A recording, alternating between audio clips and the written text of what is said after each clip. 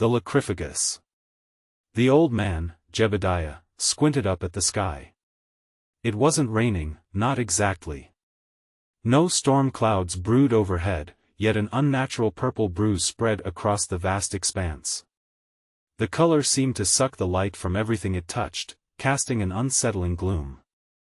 A low, guttural moan vibrated through the air, setting the birds into a panicked frenzy. Their frantic calls pierced the oppressive silence before abruptly cutting off. Sarah, a city girl visiting for the summer, shivered despite the stifling heat. This wasn't anything she'd ever experienced before. "That there's the weepin' cloud," Jebediah rasped, his voice rough as sandpaper. Sarah's eyes darted to him, a flicker of fear igniting in their depths. The weeping cloud, a whispered legend from the campfire stories of her childhood, a fear that had always felt like a campfire tale, not a real threat. Suddenly, the air grew thick with a metallic tang. It tasted like the blood from a penny left to rust in a forgotten drawer, a sickly sweetness clinging to the back of her throat.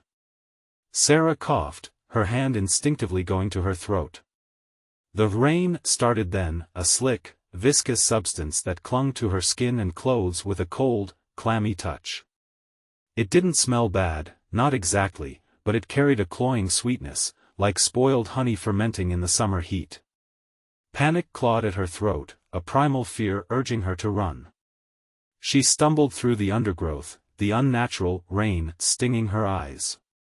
Jebediah's weathered face flashed in her mind, his words ringing like a desperate plea, "Don't look up, whatever you do." But curiosity, a morbid fascination, twisted her neck skyward. A colossal figure loomed above, its form obscured by the bruised purple veil. It was a cloud, yes, but it pulsed with an unnatural light, like a million sickly fireflies trapped within. Her stomach lurched. It wasn't rain, it was feeding. Long, grotesque tendrils of the cloud reached down, dripping the metallic liquid, a sickening slurping sound echoing through the air.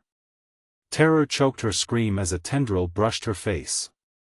The sweetness turned putrid, reeking of decay and something ancient, something hungry. Her scream died in her throat as she saw it, a face, no bigger than a fist, embedded within the cloud. A million tiny needle-like teeth glinted in the sickly light, a smile both grotesque and horrifyingly satisfied. And then, silence. The tendril retracted, the metallic smell fading. Sarah slumped against a tree, gasping for breath. Her skin felt slick, cold, and utterly wrong. She looked at her hand, the rain shimmering on her skin. It wasn't rain, not anymore.